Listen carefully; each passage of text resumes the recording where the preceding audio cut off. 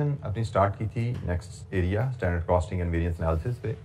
Standard costing से हमने थोड़ा सा तारुफ लिया था। स्टैंडर्ड कॉस्ट क्या है, स्टैंडर्ड कॉस्टिंग क्या है, which are the different departments who are responsible for setting the standards, what is the procedure which is followed in setting standards, और then finally types of standards में दो types हमने discuss की थी, current standards and attainable standard। तो कोई question यहाँ तक जी कल की डिस्कशन से कोई सवाल?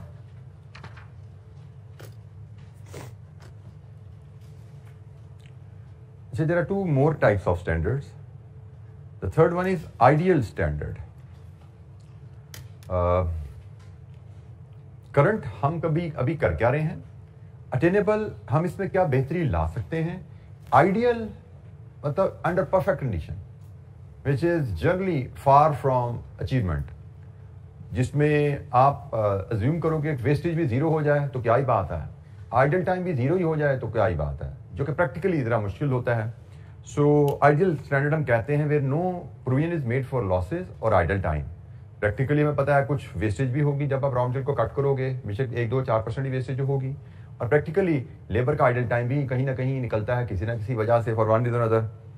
तो इसलिए आइडियल टाइम, आइडियल स्टैंडर्ड हम कहते हैं कि ये एक लॉन्ग टर्म टारगेट तो हो सकते हैं अदारे के, ये 10 साल तक 5 साल तक हमें यहाँ पहुँचने की कोशिश करनी चाहिए। बट आप अपनी टीम को दे दोगे तो वो फिर वैसा ही है जैसे कल मैं एग्जांपल दे रहा था, यहाँ से कलमा चौक तक जाने के लिए आप यूसेन बोल्ट का टाइम उसको दे दो, भाई इस टाइम में पहुँच कर दिखाओ, तो वो तो भाई नहीं पहुंच सकता ना हर बंदा, वो तो दुनिया में एक ही आदमी है जो स्पीड से भाग सकता है। तो अब वो टारगेट सबको देना शुरू कर दो तो मुश्किल हो जाएगा। सो आइडियल स्टैंडर्ड होता क्या है, we should know, and then we should also know कि स्टैंडर्ड कॉस्टिंग में it should not be set as a target for coming period, it can be target for the long term, कि भाई 5, 7, 8, 10 साल में कोशिश करनी चाहिए कि किसी तरह हम यहाँ पे पहुंच जाएं, स्टेप बाय स्टेप करीब हो जाए इसके। अच्छा, the fourth standard is basic standard, ये मोस्ट इरेलेवेंट सी डेफिनेशन है, remain unchanged over a long period of time। Basic standards गालिबन अगर मैं समझूं तो शायद जब प्रोडक्ट डेवलप की जाती है ना तो उसका एक ब्रॉड सा स्ट्रक्चर बना लिया जाता है कि ब्रॉडली स्पीकिंग इस पे खर्चा कितना आएगा, गाइडलाइन डेवलप कर ली जाती है। This is not generally used as a target. या आप समझिए ये भी जब प्रोडक्ट नई बनी तो आपने बना के रख दिया, which remain unchange over a long period time, will not motivate employees to improve their performance as they are based on achievable condition at some time in the past. माजी में किसी जो अब शुरू की थी प्रोडक्ट उस वक्त की कंडीशन के हिसाब से बना के रख लिया गया था फार्मूला कि इतना मटेरियल, इतनी कॉस्ट, इतना लेबर, और लेकिन यह अनचेंज पड़ा हुआ है, एम्प्लॉइज को मोटिवेट करने के लिए यूज नहीं किया जाएगा क्योंकि माजी की कंडीशन पे ये बेस करके बनाया गया था। So basic standards very most irrelevant I would say amongst the 3 lot, amongst the 4 standards, type of standard जो हम पढ़े हैं। So there are 4 types of standard जो यूज करते हैं। इनका बिहेवियर इंपैक्ट मैं साथ साथ आपको बताता गया हूं, कौन सा हमें यूज करना चाहिए, कौन सा नहीं यूज करना चाहिए, कौन सा टीम को मोटिवेट करेगा, कौन सा मोटिवेट नहीं करेगा। और हमारी इस पर भी बात हो चुकी थी कि स्टैंडर्ड को हमें रेगुलरली रिव्यू करना चाहिए, अगर हालात बदल जाएं तो स्टैंडर्ड भी बदलने चाहिए। ठीक है, अच्छा, स्टैंडर्ड सेटिंग से रिलेटेड कुछ छोटी छोटी सी कैलकुलेशन हैं, इनको देखते हैं और फिर हम मूव करेंगे चैप्टर पे वेरिएंस एनालिसिस के। स्टैंडर्ड सेटिंग के ऊपर कुछ कैलकुलेशंस 4, 5, 6 की छोटी छोटी कैलकुलेशंस हैं, इनको देखते हैं जी। इलस्ट्रेशन नंबर 4 है हमारे पास पहले, it is on page number 426 की बॉटम पे। A company purchases in its production system, there is some wastage of cloth in production and normal loss is 5% of the cloth input का 5% is normal loss. Standard quantity of cloth per shirt is 3 meter which costs 200 per meter. Input का 3% loss हो जाता है और standard quantity of cloth पर shirt 3 metre है। What would be the standard cost per cloth of cloth per shirt if an ideal standard is used and the standard does not provide for any loss in the process? ये ना भी लिखा हो तो ideal standard का मतलब ही ये होता है, हमें पता होना चाहिए। आइडियल स्टैंडर्ड का मतलब no provision for loss. When there is no provision for loss,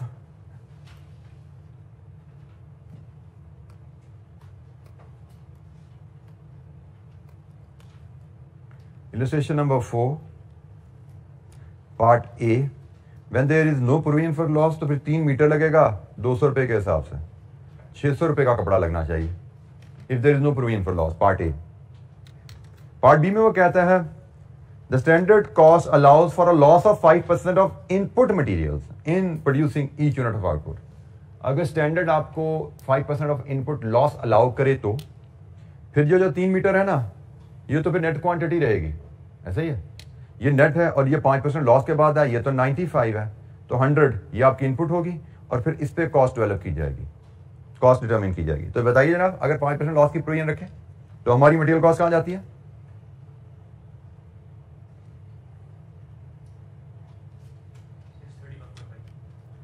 631.5।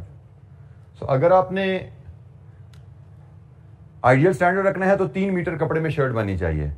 अगर आपने 5% लॉस का अलाउंस रखना है तो फिर कितने मीटर कपड़े में शर्ट बनेगी? जरा बनाइए, मीटर यहां से कितना बनता है? 3.95 इंटू 100, 3.16 मीटर। ठीक हो गया। तो ये जनाब हमारी वर्किंग है। अगर आइडियल स्टैंडर्ड रखना है तो 3 मीटर में शर्ट बननी चाहिए। अगर 5% अलाउंस, नॉर्मल लॉस का अलाउंस रखना है तो 3.16 में शर्ट बन जानी चाहिए, क्योंकि 3.16 में से 5% लॉस होगा, बाकी 3 मीटर बचेगा, 3 में शर्ट रेडी होती है। सो ये जनाब आपका आइडियल स्टैंडर्ड, और ये आप कह सकते हैं इसको अटेनेबल स्टैंडर्ड। 5% लॉस के साथ कितना हमें स्टैंडर्ड रखना चाहिए।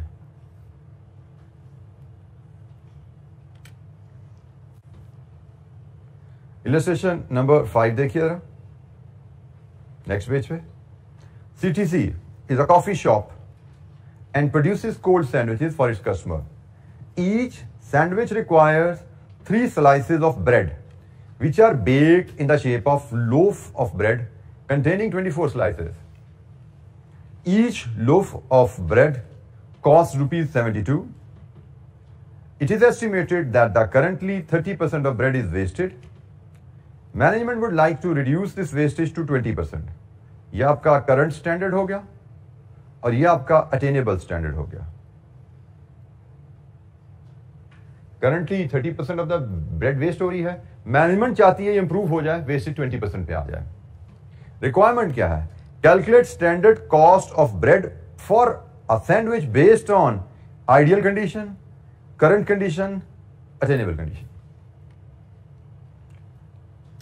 Standard cost of a bread for a sandwich, standard cost of a bread से मुराद है standard cost of 3 slices. 3 slices में एक सैंडविच बनता है ना, 3 स्लाइसेस की कॉस्ट चाहिए हमें। अच्छा जी, अब 1 बाय 1 कैलकुलेशन परफॉर्म करें। Part A, cost of 3 slices. ये क्लियर है ना हमें कि हमें cost of bread for sandwich का मतलब कॉस्ट ऑफ 3 स्लाइसेस है। तो cost of 3 slices ideal standard कहते हैं 72 रुपीज का ब्रेड का लोफ बनेगा, जिसमें से आइडियल स्टैंडर्ड का मतलब 0 वेस्टेज होगी, 24 के 24 स्लाइसेस मिलेंगे, तो ये कॉस्ट पर स्लाइस होगी इंटू 3। यही है ना कहानी। आइडियल स्टैंडर्ड पूरे 72 रुपए के लोफ में से 24 स्लाइसेस निकलेंगे, कोई वेस्टेज नहीं होगी। कॉस्ट पर slice into 3, cost of 3 slices कितनी जी? ₹9। Part B, current conditions. Current condition के तहत कॉस्ट ऑफ 3 स्लाइसेस क्या है? करंटली आप 72 रुपए का लोफ बनाते हो, क्या आपको 24 स्लाइसेस पूरे मिलते हैं? कितनी वेस्टेज है? 30%। इसका मतलब आपको 70% स्लाइसेस मिलते हैं। ये कॉस्ट पर स्लाइस आ गई इंटू 3।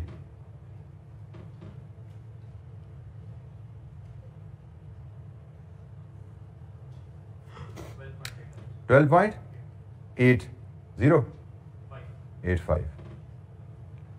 और थर्ड सिचुएशन अटेनेबल स्टैंडर्ड, तो उसमें कॉस्ट ऑफ 3 स्लाइसेस 72 रुपए का ही लोफ बनेगा, लेकिन अटेनेबल। कंपनी टारगेट करना चाह रही है अपनी वेस्टेज को कहां ले आए? वेस्टेज को 20 पे लाए, मतलब उसको 80% स्लाइसेस मिल जाए, 24%, 24 में से ऐसे ही है। तो ये कॉस्ट पर स्लाइस है इंटू 3, 11.25। लीजिए जी, ये कॉस्ट ऑफ ब्रेड पर सैंडविच आ गई। आइडियल स्टैंडर्ड पूरे लोफ में से 24 स्लाइस निकले, करंट कंडीशन पूरे लोफ में से 30% वेस्टेज, जो मतलब 70% स्लाइसेस निकले। अटेनेबल स्टैंडर्ड पूरे लोफ में से 80% स्लाइसेस निकले।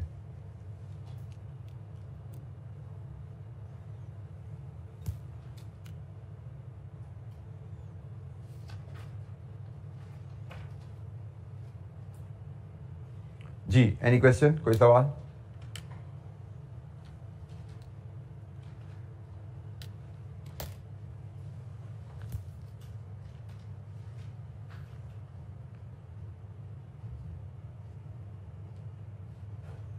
अच्छा जी, एक इसी तरह थोड़ी सी डिस्कशन लेबर के आइडल टाइम के बारे में।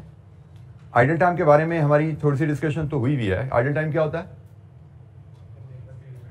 लेबर को जिस टाइम की तनख्वाह आप दें लेकिन उससे काम ना करवा सकें, that is the idle time.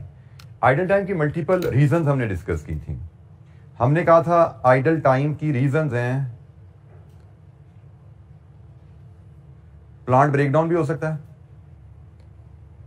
कोई पुर्जा टूट गया, रिपेयर एंड मेंटेनेंस नहीं हुई थी। पावर ब्रेकडाउन भी हो सकता है, बिजली चलेगी, जनरेटर नहीं चल रहा हमारा,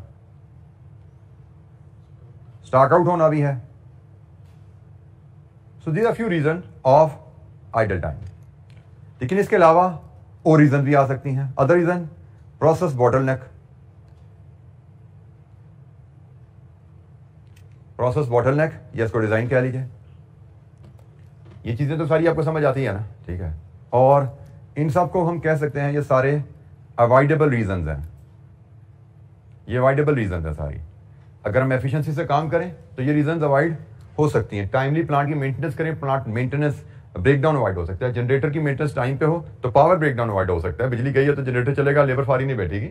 स्टॉक मैनेजमेंट अच्छी है तो स्टॉक आउट अवॉइड हो सकता है। ये अवॉइडेबल रीजन हैं। प्रोसेस बॉटलनेक या प्रोसेस डिजाइन अनअवॉइडेबल रीजन है। इसको एक्सप्लेन करने के लिए सपोज हमारी प्रोडक्शन दो प्रोसेस में से होती है। प्रोसेस ए से प्रोडक्ट बन के फिर प्रोसेस बी में जाती है। प्रोसेस ए में प्रोडक्ट इनिशिएट हुई, कंप्लीट हुआ, प्रोसेस बी में ट्रांसफर हुई, फिर फिनिश गुड में कन्वर्ट हुई।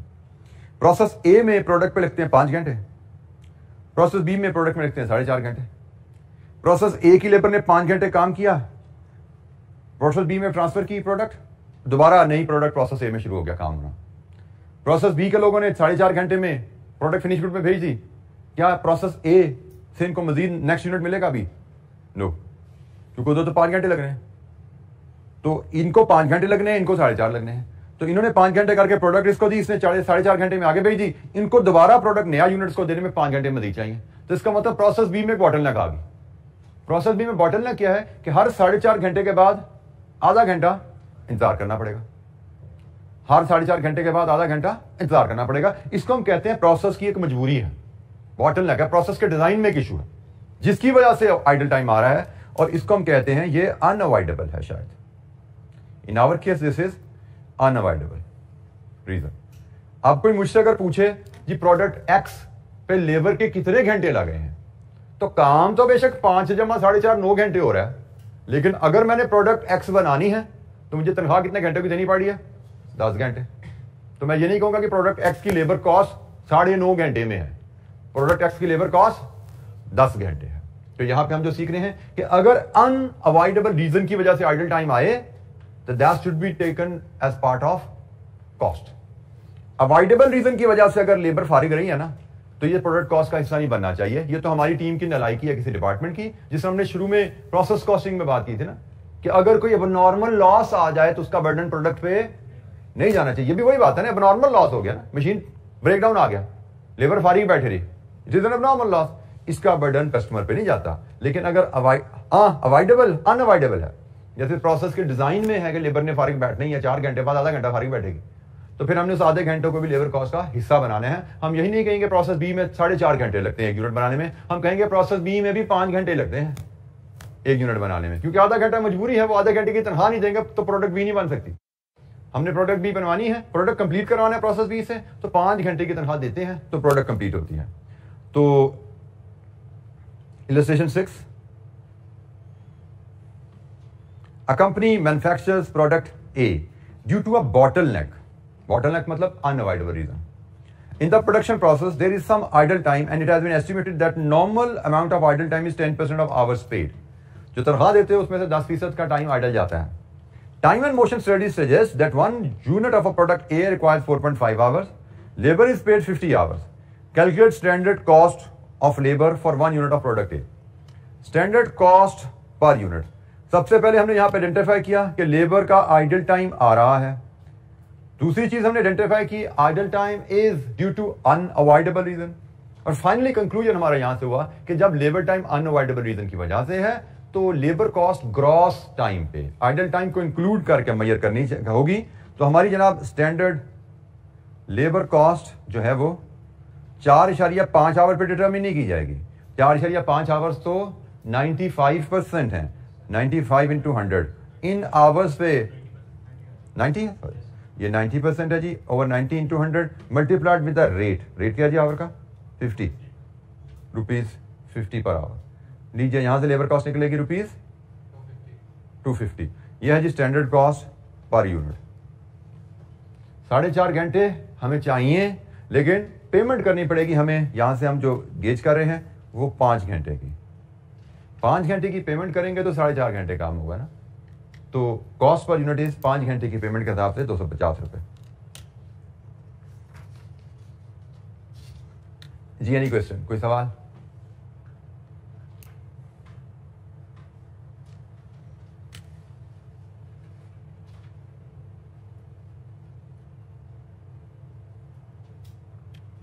तो लेबर का आइडल टाइम अवॉइडेबल रीजन की वजह से भी हो सकता है, अनअवॉइडेबल रीजन की वजह से हो सकता है। अनअवॉइडेबल रीजन की वजह से आइडल टाइम आए तो वो स्टैंडर्ड कॉस्ट का हिस्सा बनता है। अवॉइडेबल रीजन की वजह से आइडल टाइम आए तो वो कॉस्ट का हिस्सा नहीं बनेगा, वो प्रोडक्ट कॉस्ट का हिस्सा नहीं बनता।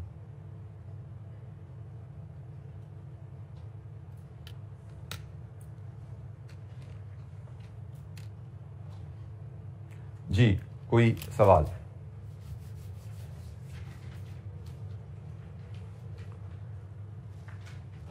अच्छा जी, जब नेक्स्ट चैप्टर पे अब हम मूव करेंगे, वेरिएंस एनालिसिस का चैप्टर है। वेरिएंस एनालिसिस को समझने के लिए हमें बजटिंग का थोड़ा सा तारुफ लेना पड़ेगा। बजटिंग की टर्म से कुछ ना कुछ आपका वास्ता पड़ता रहा है, और बजटिंग के बारे में मैंने आपको जो बताया वो यही है कि नेक्स्ट पीरियड का हमारा फोरकास्ट या एस्टिमेट या प्रोजेक्शन होती है कि नेक्स्ट पीरियड में हम क्या हासिल करना चाहते हैं। तो नॉर्मली हर अच्छे इदारे में बजट बनाया जाता है, और एक बजट में नॉर्मली ये 3 चीज़ें बनाई जाती हैं: profit and loss, statement of financial position या balance sheet, and cash budget. Budget बनाना कंप्लीट ये आपका कैप 6 का सिलेबस है, ठीक है। आप कैप 6 में जाएंगे, वहाँ पे ये तीनों डॉक्यूमेंट आपको बनानी सिखाई जाएंगी, डिटेल में आपको अंडरस्टैंडिंग बजटिंग के टॉपिक पे दी जाएगी। बट यहाँ पे हमारा मकसद सिर्फ तारुफ लेना है बजटिंग से।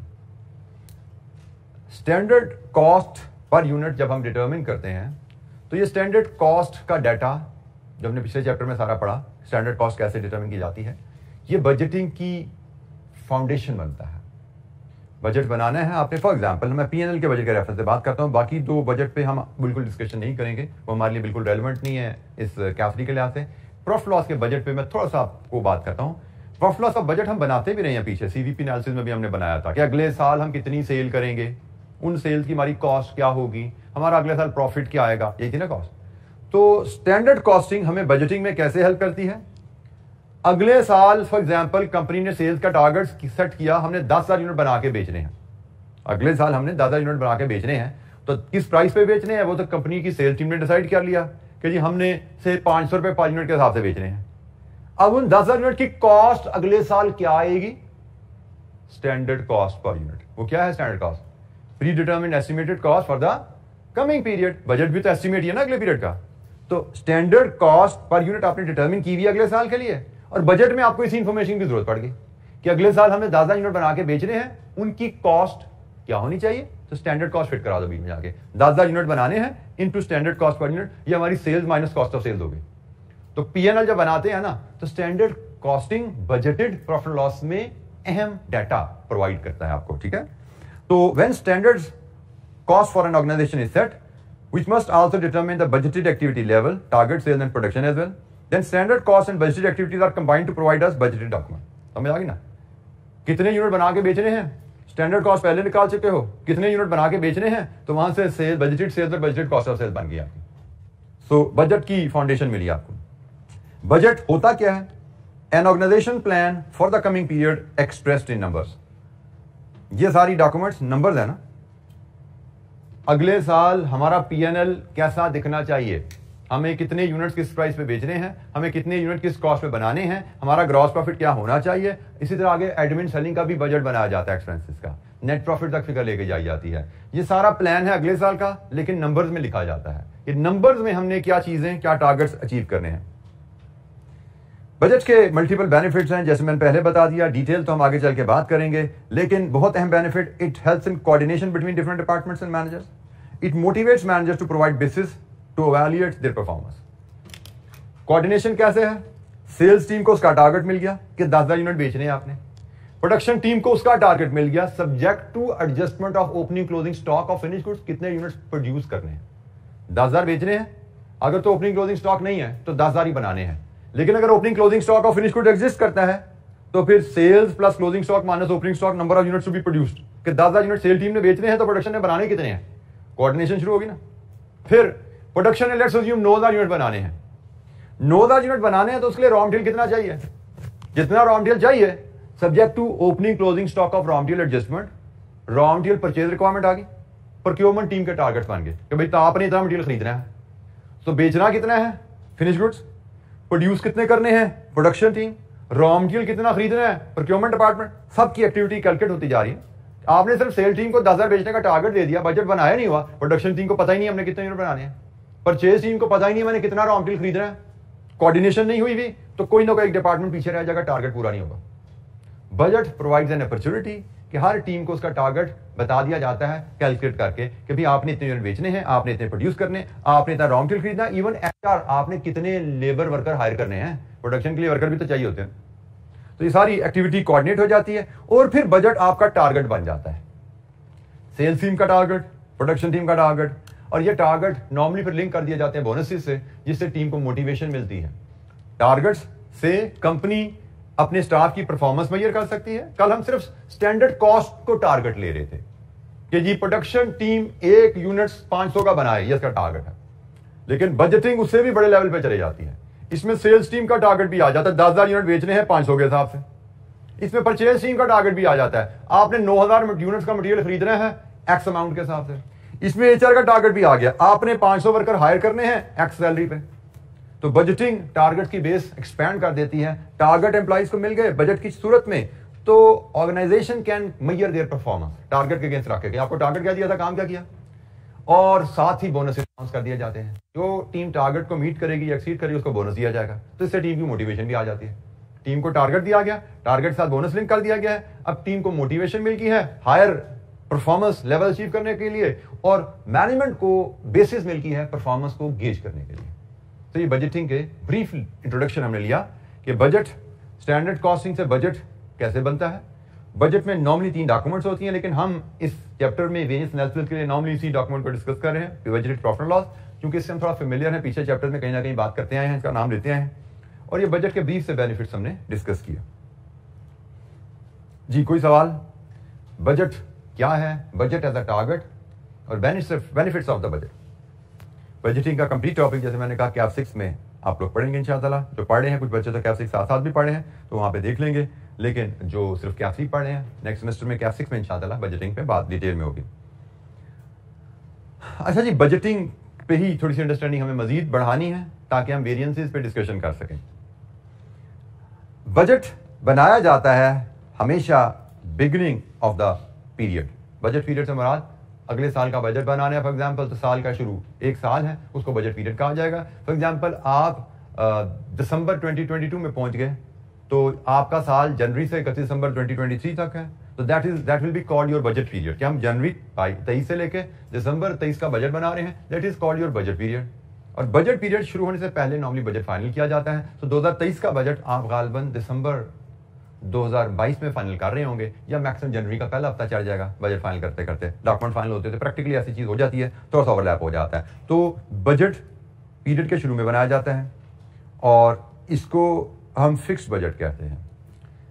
फिक्स्ड बजट इसलिए कि आगे चल के हमने फ्लेक्स बजट का जिक्र भी करना है। फिक्स्ड और फ्लेक्स 2 डिफरेंट टाइप्स के बजट होते हैं। नॉर्मली फिक्स्ड बजट बनाया जाता है और फिर जब पीरियड खत्म हो जाता है, साल खत्म हो जाता है, तो बजट और एक्चुअल रिजल्ट्स का कंपैरिजन किया जाता है, जिसको वेरिएंसेस कहा जाता है। कल हमने डिस्कस की थी बात कि स्टैंडर्ड कॉस्ट पे हम अपनी प्रोडक्शन कॉस्ट अकाउंट्स बनाते हैं। जब हम स्टैंडर्ड कॉस्टिंग को फॉलो करें तो हम स्टैंडर्ड कॉस्ट पे प्रोडक्शन अकाउंट्स बना रहे होते हैं अपने। एक्चुअल कॉस्ट का रिकॉर्ड भी अलग चल रहा होता है, क्योंकि वो तो इनकर हो ही रही है, ठीक है, वो तो होनी है, बिजली के बिल एक्चुअल जाने ही जाने हैं, मटेरियल की एक्चुअल पेमेंट होनी है, वो तो एक्चुअल खर्चे निकलने हैं हमारी जेब से। लेकिन हम एक पैरेलल में एक सिस्टम चला रहे होते हैं स्टैंडर्ड कॉस्टिंग का, और पीरियड एंड पे फिर हमने कंपैरिजन करना होता है। तो वो कंपैरिजन बेसिकली बजट की सूरत में जाके होता है कि आप स्टैंडर्ड कॉस्ट को लेके बजट बना लेते हो, क्योंकि बजट पूरे पीरियड की परफॉर्मेंस होता है आपकी स्टैंडर्ड कॉस्ट के हिसाब से, उसको फिर कंपेयर किया जाता है एक्चुअल रिजल्ट के साथ, एक्चुअल कॉस्ट के लिहाज से हमारी एक्चुअल परफॉर्मेंस क्या है, देन बजट और एक्चुअल का कंपैरिजन, इसको हम वेरिएंसेस कहते हैं। तो स्टैंडर्ड से डायरेक्ट आपका कंपैरिजन नहीं बनता एक्चुअल कॉस्ट का, स्टैंडर्ड कॉस्ट और एक्चुअल कॉस्ट का डायरेक्ट कंपैरिजन नहीं होता कि कॉस्ट पर यूनिट बननी कितनी चाहिए, एक यूनिट बनेगा कितना।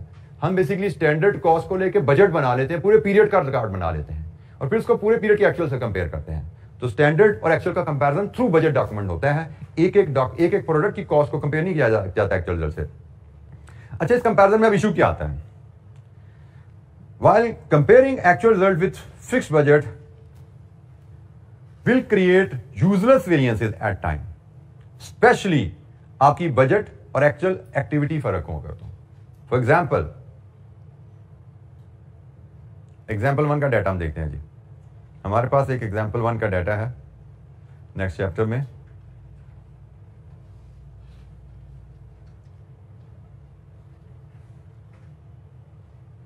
ये हम यहां से रिव्यू ही करेंगे क्योंकि बजट बनाना हमारे स्कोप पे नहीं है। इस डाटा को मैं रिव्यू करूंगा, इशू यहां से सिर्फ आइडेंटिफाई हम करेंगे।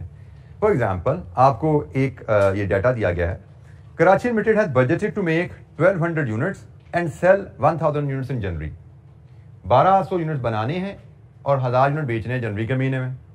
The selling price per unit is budgeted at 15,000।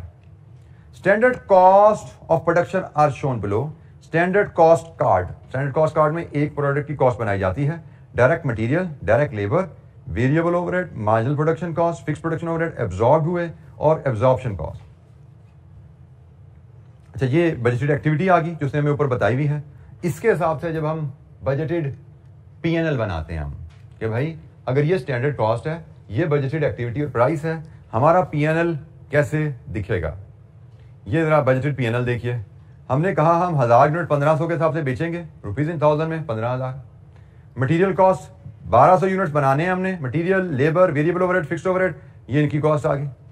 और फिर क्लोजिंग इन्वेंट्री 200 है तो 10,200 के हिसाब से जो कि हमारी स्टैंडर्ड कॉस्ट पर यूनिट है, क्लोजिंग इन्वेंट्री माइनस कर दी, ये कॉस्ट ऑफ सेल्स और ये ग्रॉस प्रॉफिट। ठीक है जी, ये हमारा बजट आ गया ना। एक सिंपल डॉक्यूमेंट है, कोई इसमें कॉम्प्लेक्सिटी नहीं है। ठीक है, पीएनएल स्ट्रेट फॉरवर्ड। उसने कहा जी 1200 बनाने हैं, 1000 बेचने हैं, इसका मतलब 200 आपकी इन्वेंट्री में पड़ा हुआ है। कोई इशू इसकी अंडरस्टैंडिंग में इस पीएनएल के डॉक्यूमेंट में?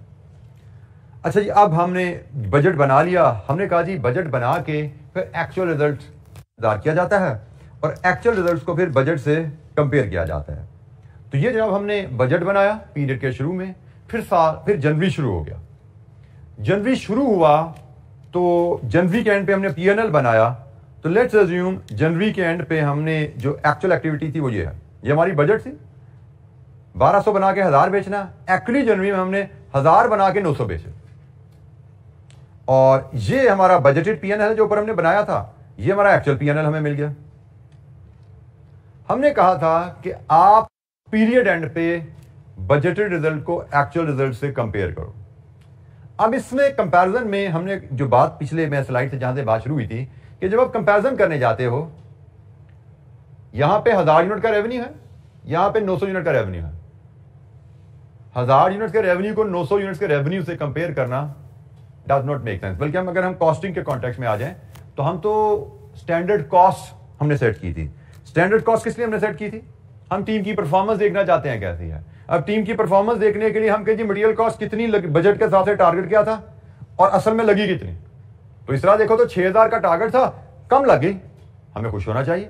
2400 का टारगेट था, 2100 लगी, हमें खुश होना चाहिए। 960 का टारगेट था, 945 लगी, शुड वी बी हैप्पी? क्या हमें कंपेयर करना चाहिए ऐसे? Answer is no. इनका तो कंपैरिजन बनता ही नहीं है। ये जो बजट है, ये जो टारगेट है, ये तो 1200 यूनिट का है। 1200 यूनिट का खर्चा सारा लिखा हुआ है। तो 1200 यूनिट के खर्चे को 1000 के खर्चे से कंपेयर करके खुश क्यों हो रहे हैं भाई? हम स्टाफ को बोनस देना शुरू कर दें? भाई हमने तो 6000 का टारगेट सेट किया था, आपने तो 4600 का खर्चा किया है, लीजिए बोनस लीजिए। This is unwise. इन दो वैल्यूज का कंपैरिजन, इन दो वैल्यूज का डिफरेंस लेके कोई डिसीजन लेना इज नॉट फेयर। ठीक है, ये तो खामी है। ये 1200 यूनिट का खर्चा है, ये 1000 यूनिट का खर्चा है, ये कंपेयर नहीं किया जा सकता। तो हमने कहा जी हम जब बजट बनाते हैं एक खास एक्टिविटी लेवल पे, बजट का मकसद क्या है कि जब पीरियड खत्म होगा एक्चुअल रिजल्ट्स को बजट से कंपेयर करके वेरिएंसेस निकालेंगे, क्योंकि बजट की बनाने में स्टैंडर्ड कॉस्ट यूज हुई है ना। तो हमने कहा था स्टैंडर्ड कॉस्ट और एक्चुअल कॉस्ट का डिफरेंस वेरिएंसेस होता है। तो बेसिकली वो स्टैंडर्ड कॉस्ट बजटिंग में चलेगी, बजट और एक्चुअल रिजल्ट का कंपैरिजन वेरिएंसेस है। तो यहां पे हमने देखा कि भाई ये वेरिएंस कैलकुलेट करना तो मीनिंगलेस है, फायदा ही कोई नहीं, क्योंकि हमने तो वेरिएंसेस कैलकुलेट करने हैं कॉस्ट कंट्रोल के लिए, टीम को मोटिवेट करने के लिए, बट इस कंपैरिजन में तो कोई सेंस ही नहीं है। तो यहां से फिर कॉन्सेप्ट आता है फ्लेक्स्ड बजट का। यहां से कॉन्सेप्ट आता है फ्लेक्स बजट का कि भाई अगर आपने बजट बनाया था किसी और एक्टिविटी पे, एक्चुअल रिजल्ट्स आ गए आपके किसी और एक्टिविटी पे, जैसे बजट बनाया था आपने 1200 यूनिट्स की प्रोडक्शन पे, 1000 यूनिट की सेल पे, एक्चुअल रिजल्ट आपके आ गया है 1000 यूनिट की प्रोडक्शन, 900 की सेल। तो फिर कंपैरिजन ना करो, बल्कि पहले अपने बजट को फ्लेक्स कर लो, बजट को रिवाइज कर लो कंपैरिजन से पहले। ओरिजिनल बजट बना लिया था आपने पीरियड के शुरू में, अब हमें पीरियड के एंड में पता लग गया ना टीम पूरा नहीं कर पाई टारगेट, तो कम से कम वेरिएंसेस जो निकालने हैं कि भाई प्रोडक्शन टीम ने कॉस्ट पर यूनिट कितनी लगानी थी, कितनी लगाई। अब सेल टीम ने बेचा ही नहीं पूरा यूनिट, तो प्रोडक्शन पूरी क्यों बनाए। सेल्स टीम ने ऑर्डर ही 900 यूनिट्स के लिए हैं, तो सेल टीम 1200 क्यों बना के बैठे। प्लान तो यह था सेल टीम 1000 के ऑर्डर लेगी तो प्रोडक्शन टीम 1200 बनाएगी। तो अकॉर्डिंगली चूंकि सेल टीम ने ऑर्डर पूरे नहीं लिए, प्रोडक्शन टीम ने प्रोडक्शन रिड्यूस कर दी, तब इसकी उनको पेनल्टी या बोनस तो नहीं डाल सकते ना। लेकिन कंपैरिजन तो बहरहाल करना है कि भाई ठीक है आपने बनाए तो 900 हैं, लेकिन पर यूनिट क्या आई खर्च, कॉस्ट, वो तो हिसाब करना है हमने। स्टैंडर्ड कॉस्ट से ज्यादा लगी या कम लगी वो तो हिसाब करना है, बिके कम बनाए कम वो ज्यादा कहानी है, लेकिन कॉस्ट पर यूनिट कितनी लगनी चाहिए, कितनी लगी वो तो हिसाब करना है। तो उसके लिए फिर हम बजट को फ्लेक्स करते हैं। जैसे हमने कहा कि भाई ये डाटा हमें दिया गया था पहले, ओरिजिनली ये डाटा हमें दिया गया था, सॉरी ये स्टैंडर्ड कॉस्ट कार्ड दिया गया था और ये प्राइस दी गई थी। हमने पहले 1000 और 900 को लेके बजट बना लिया, एक्चुअल रिजल्ट आया वो ये आ गया। कंपैरिजन हमने कहा ऐसे करना बिल्कुल बेवकूफी है, कंपैरिजन से पहले बजट को फ्लेक्स करना चाहिए। बजट फ्लेक्स करने से मराद ये बजट आप रिवाइज करो, ये बजट आप इस एक्टिविटी के लिए रिवाइज करो, और ये है जी वो रिवाइज बजट कि भाई अगर हम बजट 900 यूनिट की सेल का और 1000 यूनिट की प्रोडक्शन का बनाते, वही स्टैंडर्ड डाटा लेके, वही स्टैंडर्ड प्राइस लेके, this is called flexed budget. कि हमने एक्चुअल 900 यूनिट्स की सेल 1500 के हिसाब से और 1000 यूनिट की प्रोडक्शन वही स्टैंडर्ड कॉस्ट के हिसाब से, तो ये अब आ गया फ्लेक्स बजट कि हमने एक्चुअल रिजल्ट से कंपैरिजन के लिए रिवाइज्ड बजट बना लिया। This is called flex budget. Now comparison of budget and actual result will make some sense. Now these two are comparable. हमें इन दो वैल्यूज को कंपेयर करना है, हमें फिक्स बजट को एक्चुअल रिजल्ट से कंपेयर नहीं करना, हमें फ्लेक्सिबल बजट को एक्चुअल रिजल्ट से कंपेयर करना है। अब इनका कंपैरिजन विल मेक सेंस। तो ये जनाब पूरी बैकग्राउंड कहानी थी बजट की, जिसके बाद अब हमें जो कंपैरिजन है जिसके नतीजे में वेरिएंसेस आएंगे वो हमने कैलकुलेट करना है। हमें बजट बनाना हमारे स्कोप पे नहीं है, लेकिन वेरिएंसेस की कैलकुलेशन के लिए बैकग्राउंड समझना जरूरी था।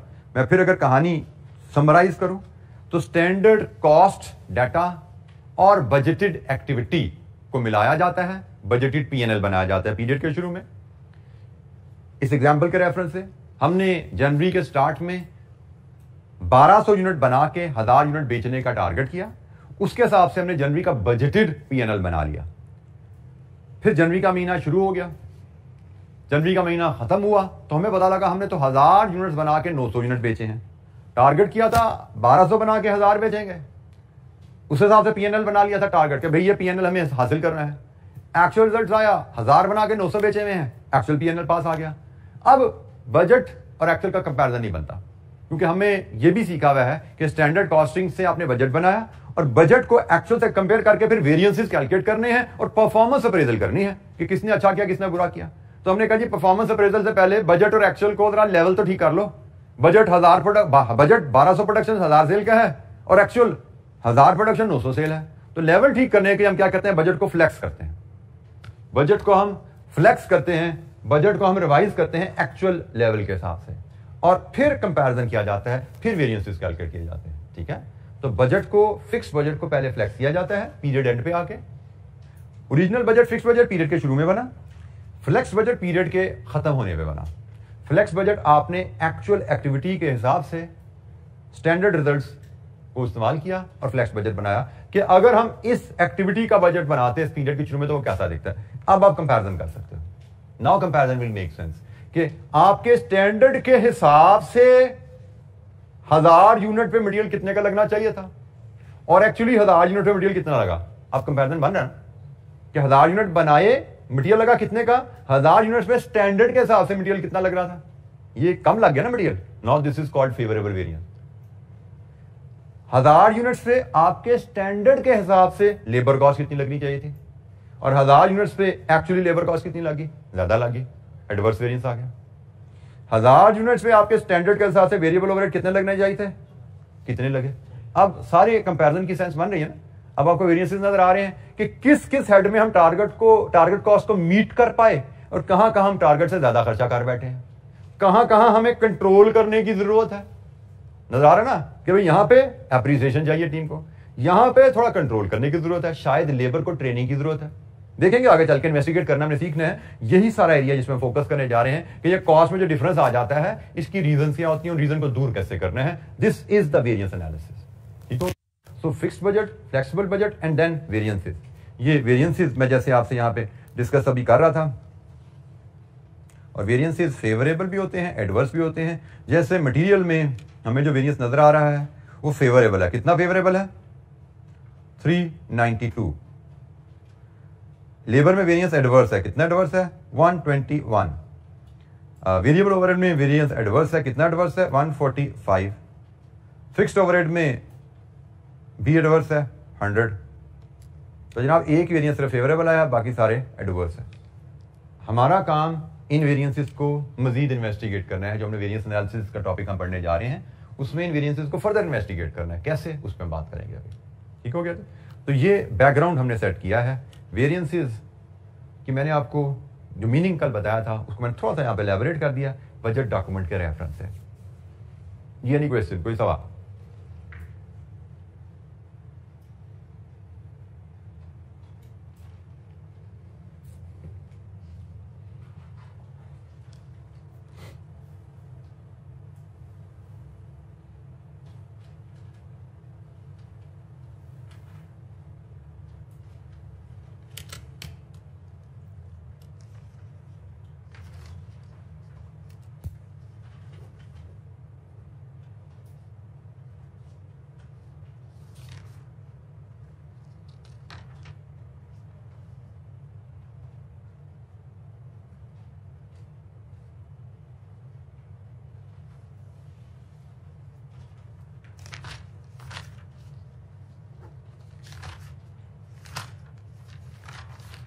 तो स्टैंडर्ड कॉस्टिंग से बजट, बजट से फ्लेक्स बजट, और फ्लेक्स बजट का कंपैरिजन एक्चुअल रिजल्ट से, और वहां से वेरिएंसेस।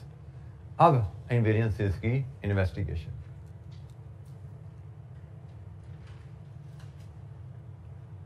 अच्छा जी, वेरिएंस पे जब हम बात करते हैं तो वेरिएंस हम हर एलिमेंट ऑफ कॉस्ट का अलग-अलग कैलकुलेट करते हैं। हम डिफरेंट हेड्स जो कॉस्ट के वेरिएंसेस डिस्कस कर रहे होंगे, हम मटेरियल के वेरिएंसेस पे बात करेंगे, हम लेबर वेरिएंसेस पे बात करेंगे, हम वेरिएबल ओवरहेड के वेरिएंसेस पे बात करेंगे, हम फिक्स्ड ओवरहेड के वेरिएंसेस पे बात करेंगे। यही वेरिएंसेस अभी आपके सामने निकाले थे ना, 4, material, labour, variable overhead, fixed overhead, ये 4 कॉस्ट वेरिएंसेस है। ठीक है। तो हमारा पहला फेज जो वेरिएंसेस डिस्कशन का है, ये तमाम कॉस्ट वेरिएंसेस को हम 1 बाय 1 डिस्कस करेंगे कि मटेरियल वेरिएंस कैसे कैलकुलेट किया जाता है, इसको कैसे इन्वेस्टिगेट किया जाता है। क्योंकि मकसद आपने ध्यान में रखना है, वेरिएंस कैलकुलेट करके अगर तो फेवरेबल है उसकी हमें रीजन पता हो, उसके अकॉर्डिंगली हमने टीम्स को अप्रिशिएट करना है। अगर एडवर्स है उसकी रीजन पता हो और हमने थ्रू एफर्ट उन रीजन को दूर करना है। तो ये जनाब हमारी पहली डिस्कशन मटेरियल वेरिएंसेस के ऊपर। मैं एक डायरेक्ट एग्जांपल पे आपको लेके आता हूं, इलस्ट्रेशन 1 पे, और वहां से फिर हमें इस मटेरियल वेरिएंस को आपको एलैबोरेट करूंगा। इलस्ट्रेशन 1 पे आइए जरा जी, चैप्टर वेरिएंसेस का इलस्ट्रेशन 1 हमारे पास है जी, पेज नंबर 435 पे, नहीं 434 पे, 434 की bottom. Jafar company makes a single product with the following standard material cost per unit, 4 kg of material D at ₹10। ये स्टैंडर्ड कॉस्ट है, क्योंकि हम सिर्फ मटेरियल के वेरिएंसेस पे फोकस करना चाह रहे हैं, तो मटेरियल की स्टैंडर्ड कॉस्ट का जिक्र किया जा रहा है। 4 kg 10 रुपए के हिसाब से, मतलब 40 रुपए पर यूनिट, 40 रुपए पर यूनिट, ये स्टैंडर्ड मटेरियल कॉस्ट है। स्टैंडर्ड क्वांटिटी का भी रखा जाता है, स्टैंडर्ड प्राइस का भी रखा जाता है। आपको पता होगा क्वांटिटी का स्टैंडर्ड दिया जाता है प्रोडक्शन टीम को भी, आपने 4 kg पर यूनिट इस्तेमाल करना है, और प्राइस का स्टैंडर्ड दिया जाता है परचेज टीम को कि आपने 10 रुपए पर केजी के हिसाब से मटेरियल खरीदना है, ताकि 4 kg 10 रुपए, 40 रुपए पर यूनिट हमारी स्टैंडर्ड कॉस्ट है मटेरियल की। तो ये जनाब स्टैंडर्ड हो गया। फिर एक्चुअल डिटेल, एक्चुअल यूनिट्स बनाए 1000, actual material purchase and use 4400 kg, और actual material cost 41,800। Calculate material total cost variance, पहले हम सिर्फ इस पे बात करें, calculate material total cost variance. तो टोटल कॉस्ट वेरिएंस, जैसे अभी हमने फ्लेक्स बजट और एक्चुअल रिजल्ट का कंपैरिजन पढ़ा, टोटल कॉस्ट वेरिएंस क्या होता है कि 1000 यूनिट्स पे एक्चुअल खर्चा लगा क्या, और स्टैंडर्ड के हिसाब से, फ्लेक्स बजट क्या था, स्टैंडर्ड के हिसाब से 1000 यूनिट पे खर्चा लगना कितना चाहिए था, यही था ना फ्लेक्स बजट। तो जो टोटल कॉस्ट वेरिएंस होता है वो फ्लेक्स बजट और एक्चुअल रिजल्ट का डिफरेंस है। I repeat, actual result material cost में क्या है, एक्चुअल मटेरियल कॉस्ट लगी कितनी 1000 यूनिट बनाने पे, और फ्लेक्स बजट क्या है, स्टैंडर्ड के हिसाब से 1000 यूनिट का खर्चा कितना आना चाहिए था। तो हम टोटल मटेरियल कॉस्ट वेरिएंस अगर कैलकुलेट करें, इलस्ट्रेशन 1, हम वेरिएंस एनालिसिस के चैप्टर पे आगे हैं, इलस्ट्रेशन नंबर 1 की बात कर रहे हैं, और मटेरियल कॉस्ट वेरिएंस की बात करें। हमारे इस केस में एक्चुअल कॉस्ट फॉर 1000 यूनिट्स को कंपेयर करेंगे हम स्टैंडर्ड कॉस्ट फॉर 1000 यूनिट्स से। एग्रीड, यही है ना जी एक्चुअल कॉस्ट वेरिएंस। तो actual material cost variance, actual cost है 41,800, और स्टैंडर्ड कॉस्ट फॉर 1000 यूनिट्स, हमारी स्टैंडर्ड कॉस्ट पर यूनिट 40 रुपए है, अभी बात हुई थी हमारी, ऐसे ही ना, 4 kg इंटू 10 रुपए इंटू 1000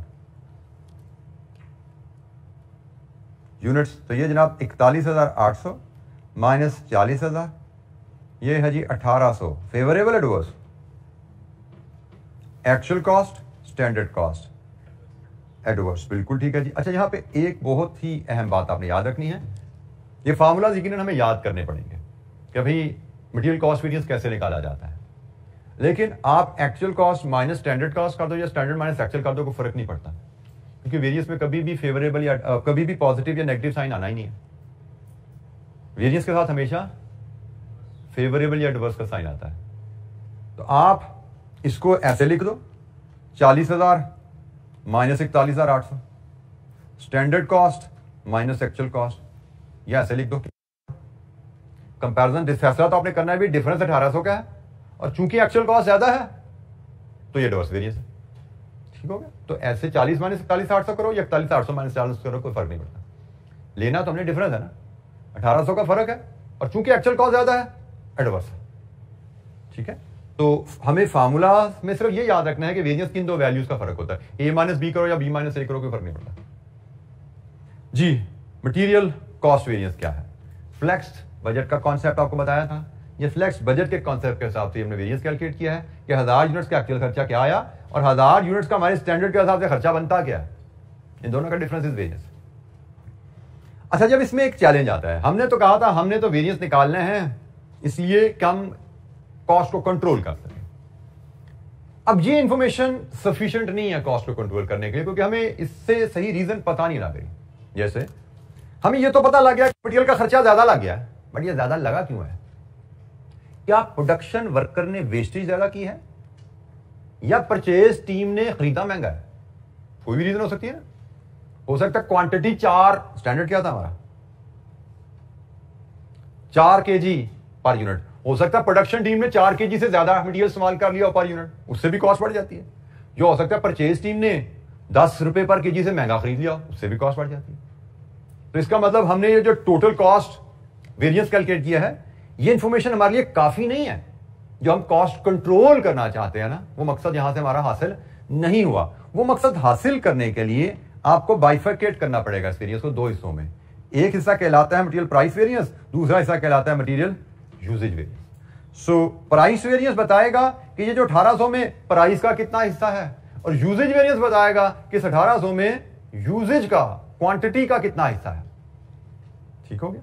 तो मटेरियल कॉस्ट वेरिएंस जब हमने कैलकुलेट किया, इटसेल्फ वो फुल इंफॉर्मेशन हमें कंट्रोल के लिए नहीं देता।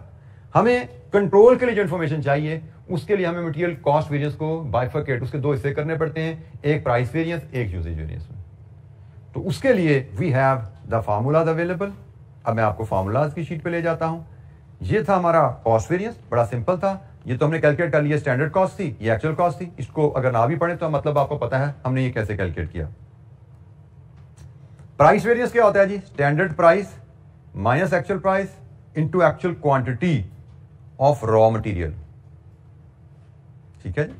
और ये स्टैंडर्ड क्वांटिटी और actual quantity into standard price raw material की। अच्छा, इन दो वेरिएंसेस की कैलकुलेशन को हम कल टच करेंगे। फिलहाल आपको मैंने बता दिया कि भाई कॉस्ट वेरिएंस की इंफॉर्मेशन कंप्लीट नहीं है, मकसद हमारा पूरा नहीं होता, हमें इसको स्प्लिट करना पड़ेगा। तो कल हम कॉस्ट वेरिएंस को प्राइस और यूजेज वेरिएंस पे स्प्लिट करना, उसकी कैलकुलेशन पे बात करेंगे और इसकी कैलकुलेशन भी देखने को, मजीद डिस्कशन को आगे लेकर चलेंगे। कल हम मटेरियल कॉस्ट वेरिएंसेस को कंप्लीट करेंगे और लेबर कॉस्ट वेरिएंसेस पे भी इंशाल्लाह बात हम शुरू कर देंगे। आज के लिए इतना ही, बाकी इंशाल्लाह कल बात करेंगे। थैंक यू, अस्सलाम वालेकुम।